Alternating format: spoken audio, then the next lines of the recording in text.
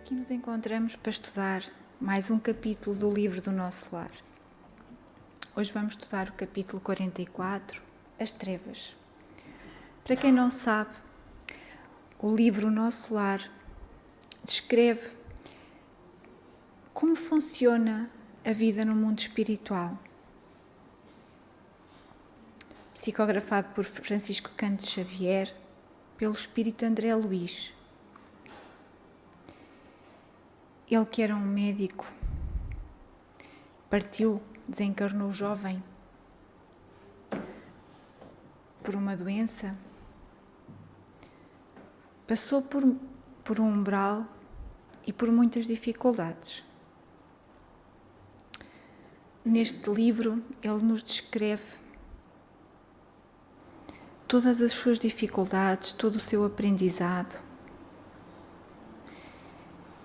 e ajuda-nos a nós a perceber o que nos vai esperar um dia. Neste capítulo 44, As Trevas, Lísias, que era um enfermeiro, esclarece André Luís o que é que leva alguém a ficar preso nesta região, na região das trevas.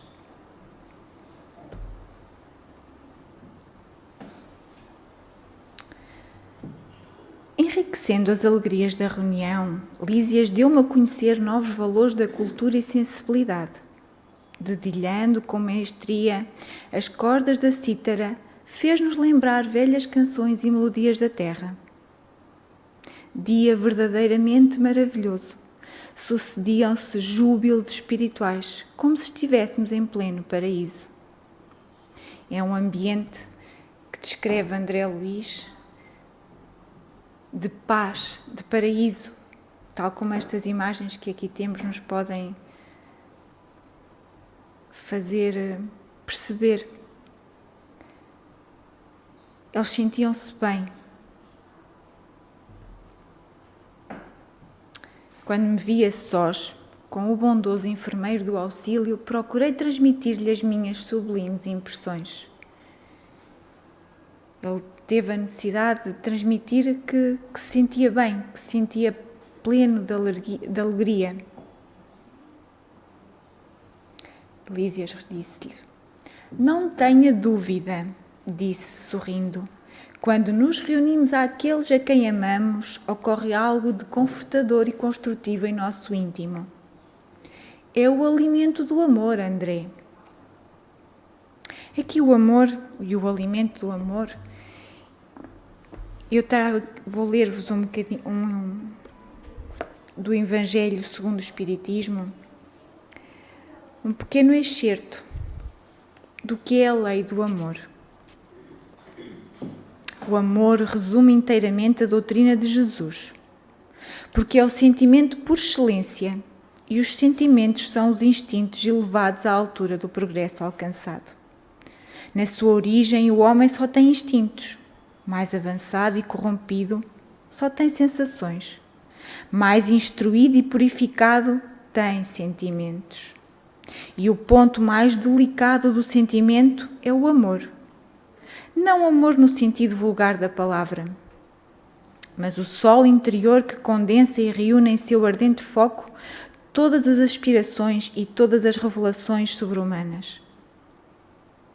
A lei do amor substitui a personalidade pela fusão dos seres. Ela extingue as misérias sociais. Feliz aquele que, indo além da sua humanidade, ama com um amor generoso os seus irmãos em sofrimento. Feliz aquele que ama, porque não conhece nem a angústia da alma, nem a do corpo. Seus pés são ligeiros e ele vive como transportado fora de si mesmo.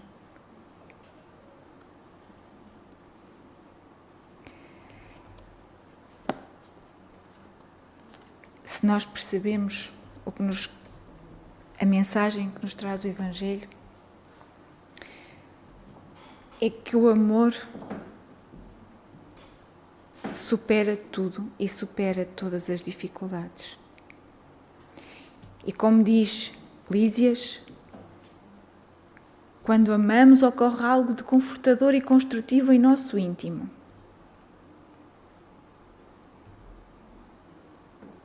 Quando numerosas almas se congregam no círculo de tal ou qual atividade, seus pensamentos se entrelaçam, formando núcleos de força viva, através dos quais cada um recebe seu quinhão de alegria ou sofrimento da vibração geral. É por essa razão que, no planeta, o problema do ambiente é sempre fator ponderável no caminho de cada homem. Cada criatura viverá daquilo que cultiva. Quem se oferece diariamente à tristeza, nela se movimentará. Quem enaltece a enfermidade, sofrer-lhe-á o dano. Lísias aqui, ao explicar a André Luiz, explica que cada criatura vive dentro daquilo que cultiva. Somos nós que cultivamos em nós o nosso amor, a nossa alegria, a nossa felicidade. Aqueles que se oferecem à tristeza, à enfermidade, é o caminho que escolhem.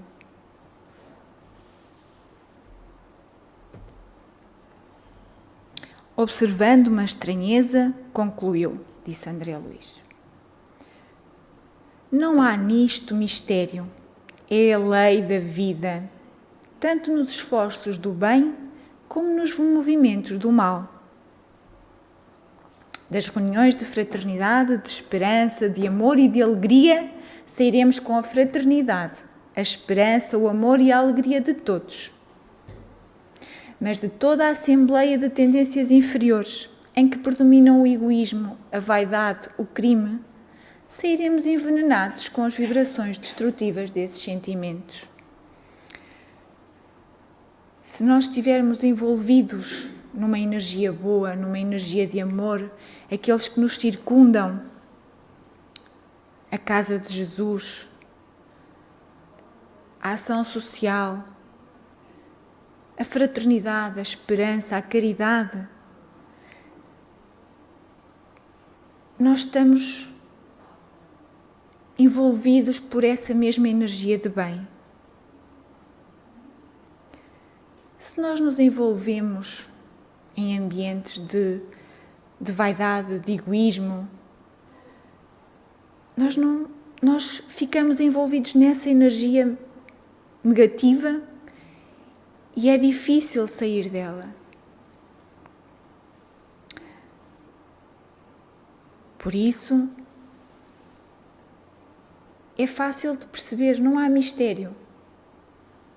Se nos esforçarmos no caminho do bem, atingiremos o bem. Se nos comprazirmos ao mal, ficaremos retidos e não avançaremos. Um pequeno exemplo que eu tenho aqui para ler e que nos faz perceber um pouquinho mais.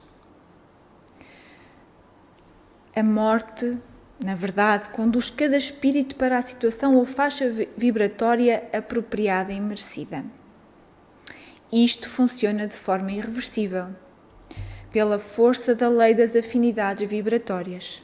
Como já expliquei, se estamos afim com o bem, estamos no bem. Se estamos afim com o mal, as pessoas muito apegadas aos bens terrenos, à casa, aos móveis, ao trabalho, às amizades, quando partem, ficam apegadas. Isto gera-lhes sofrimento e é prejudicial à sua evolução.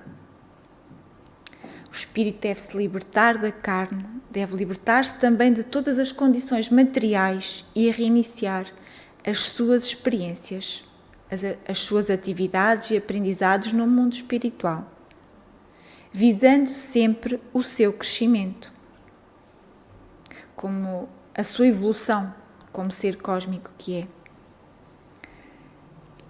Os espíritos que não conseguem afastar-se dos ambientes em que viveram também são conhecidos como sofredores. As mazelas, os problemas e as doenças que os perturbam antes da sua desencarnação permanecem vivos em suas mentes, projetando-se em seus corpos espirituais. Com isso, eles continuam sentindo as mesmas dores e as mesmas angústias dos últimos tempos na Terra. E os seus sofrimentos repercutem também as pessoas de quem eles se aproximam. Por isso, meus irmãos, isto nos indica que nós devemos esforçar-nos no bem, não agarrados ao mundo material, percebendo o que é a verdadeira vida e que a vida é para além daquilo que nós temos aqui, material.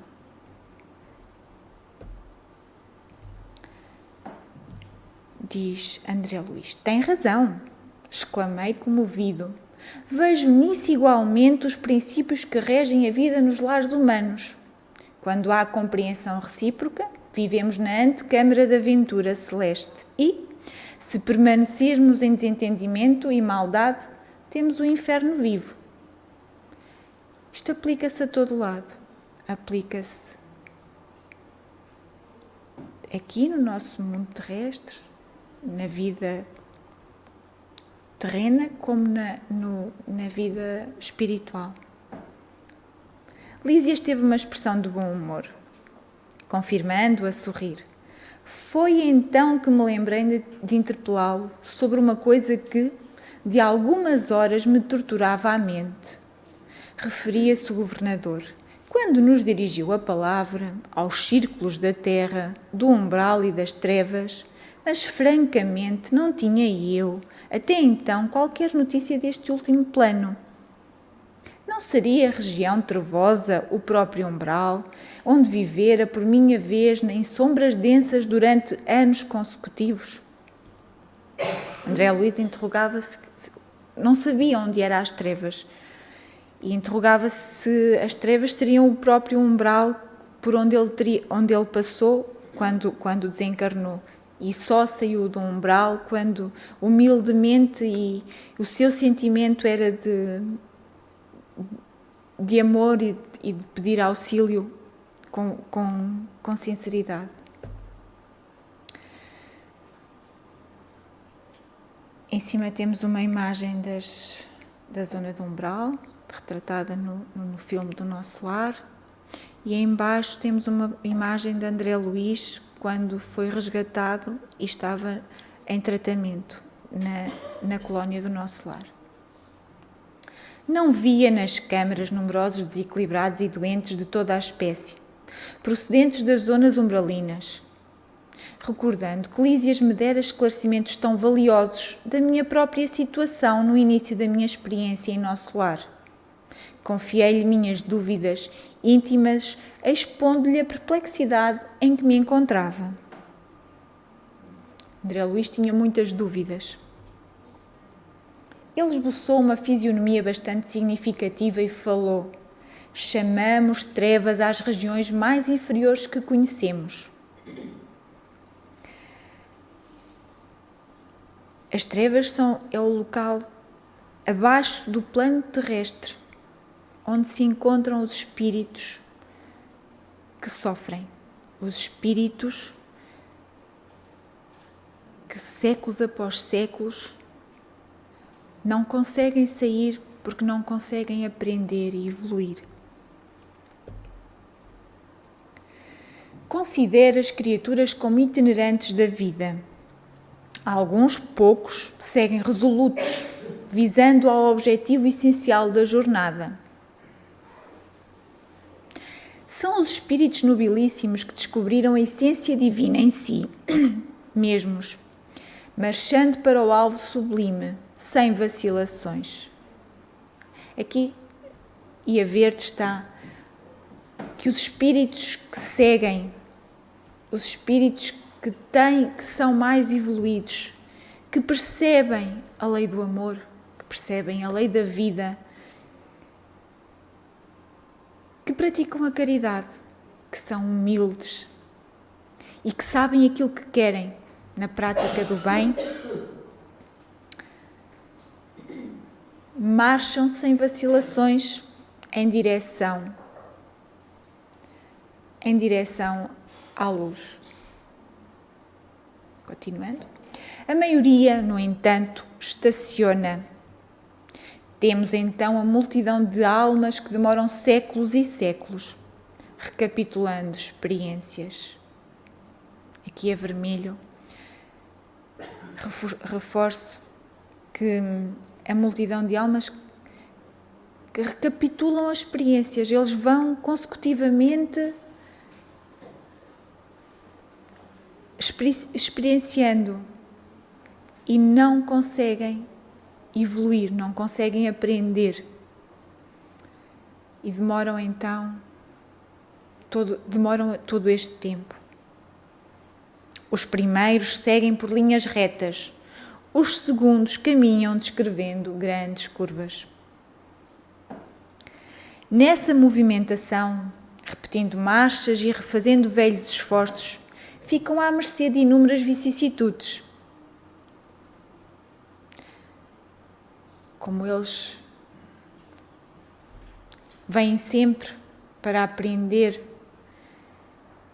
e cada vez que voltam querem, digamos que, ter uma nova oportunidade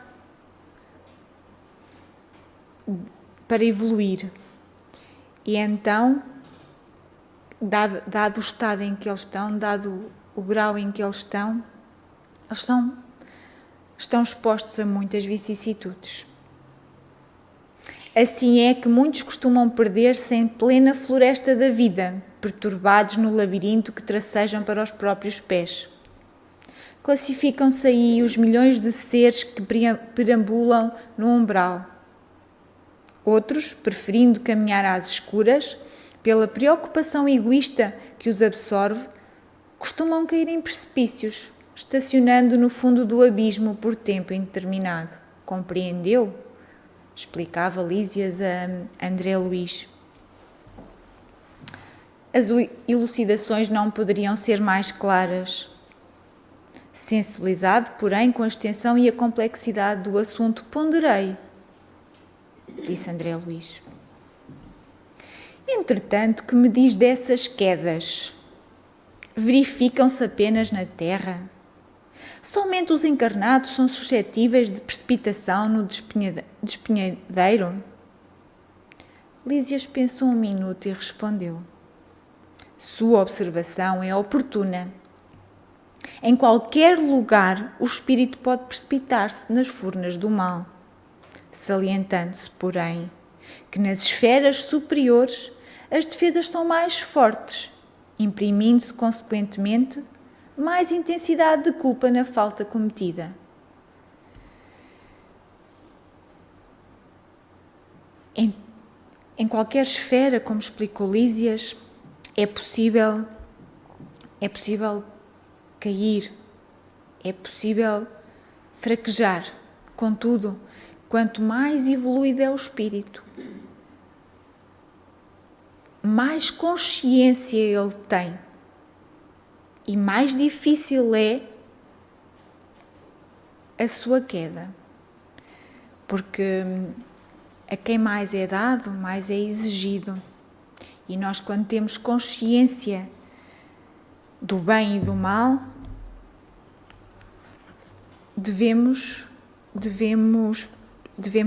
temos mais consciência e devemos pensar melhor. Eu vou ler do Livro dos Espíritos a pergunta 122. Como podem os espíritos, em sua origem, quando ainda não têm consciência de si mesmos, ter a liberdade de escolha entre o bem e o mal?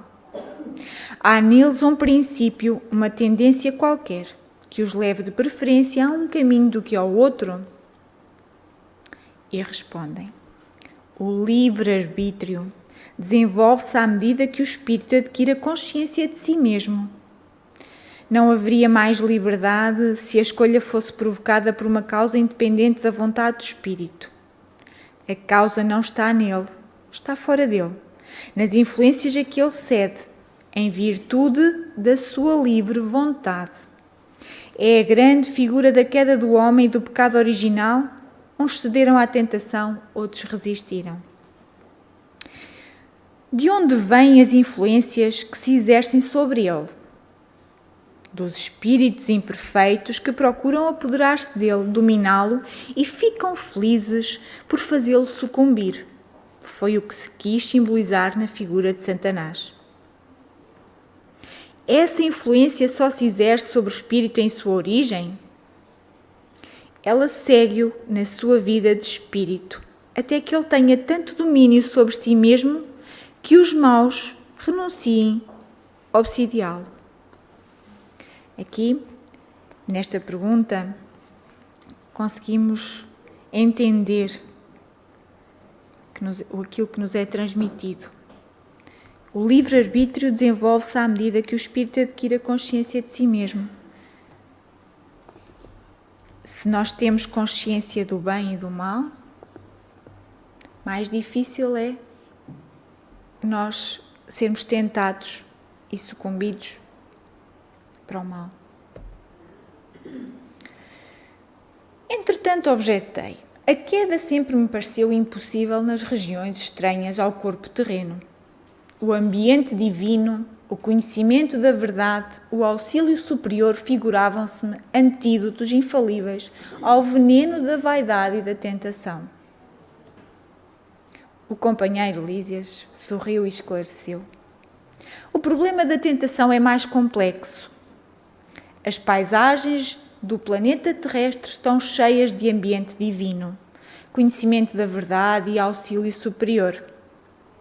Não são poucos os que compartem ali, de batalhas destruidoras entre as árvores acolhedoras e os campos primaveris. Muitos cometem homicídios ao luar, insensíveis à profunda sugestão das estrelas. Outros exploram os mais fracos, ouvindo elevadas revelações da verdade superior. Não faltam, na Terra, paisagens e expressões essencialmente divinas.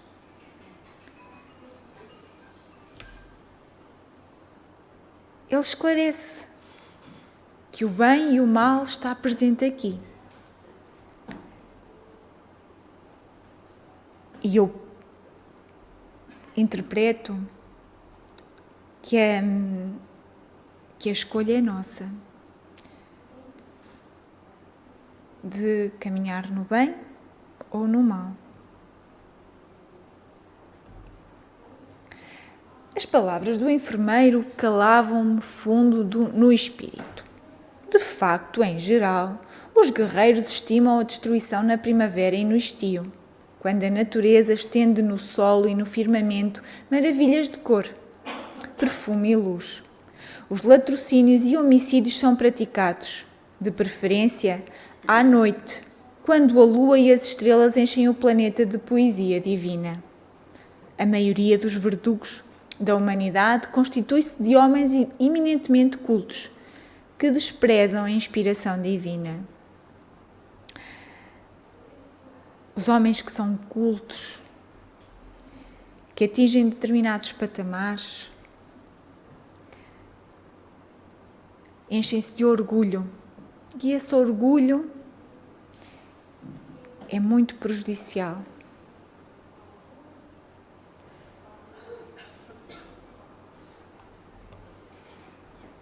Renovando minha concepção referente à queda espiritual, acrescentei.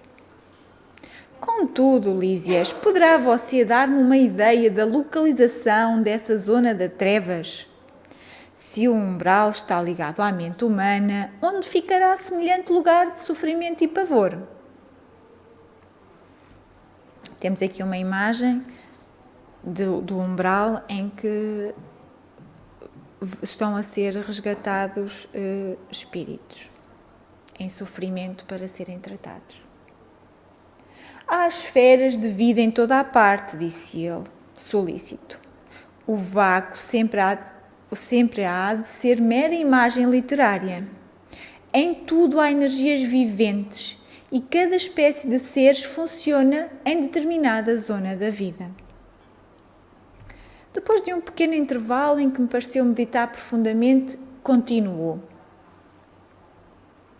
Naturalmente, como aconteceu a nós outros, você situou como região de existência, além da morte do corpo, apenas os círculos a se iniciarem da superfície do globo para cima, esquecido do nível para baixo.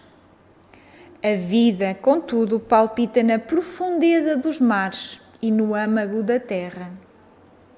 Além disso, há princípios de gravitação para o espírito, como se dá com os corpos materiais. A terra não é somente o campo que podemos ferir ou menosprezar, a nosso bel prazer. É a organização viva, possuidora de certas leis que nos escravizarão ou libertarão, segundo nossas obras. É claro que a alma esmagada de culpas não poderá subir à tona do lago maravilhoso da vida. Esta descrição maravilhosa em que nos indica de que as trevas estão abaixo do próprio plano terreno e que está sujeita, os espíritos estão sujeitos à gravitação, aos princípios da gravitação, elevando aqueles mais puros, mais evoluídos e ficando para baixo aqueles mais densos. Resumindo, devo lembrar que as aves livres ascendem às alturas. As que se embaraçam no cipoal sentem-se tolhidas no voo e as que se prendem a peso considerável são meras escravas do desconhecido. Percebe? Perguntava-lhe Lísias a ele. E ele diz: Lísias, porém não precisaria fazer-me esta pergunta. Avaliei de pronto o quadro imenso de lutas purificadoras a desenhar-se ante meus olhos espirituais nas zonas mais baixas da existência.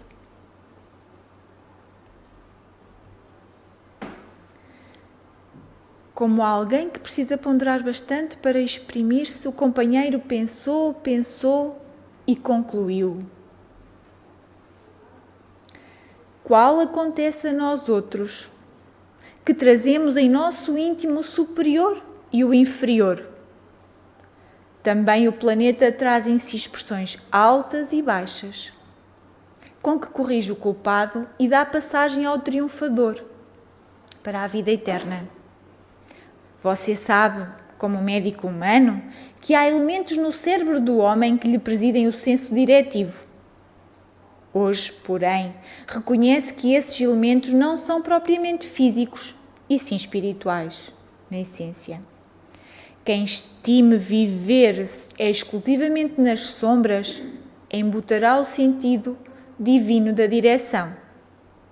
Não será demais, portanto, que se precipite nas trevas, porque o abismo atrai o abismo. E cada um de nós chegará ao local para onde esteja dirigindo os próprios passos. Terminamos a leitura do capítulo e terminamos com uma frase extraordinária que Lísias diz a André Luís. E cada um de nós chegará ao local para onde esteja dirigindo os próprios passos. Somos nós que fazemos o nosso caminho. Somos nós que temos o livre-arbítrio das nossas escolhas. Somos nós que temos o poder da decisão. Se queremos cair no abismo ou se nos queremos elevar aos planos superiores. Espero que este capítulo tenha sido esclarecedor vos possa ter ajudado a entender melhor e muito obrigada pela vossa presença.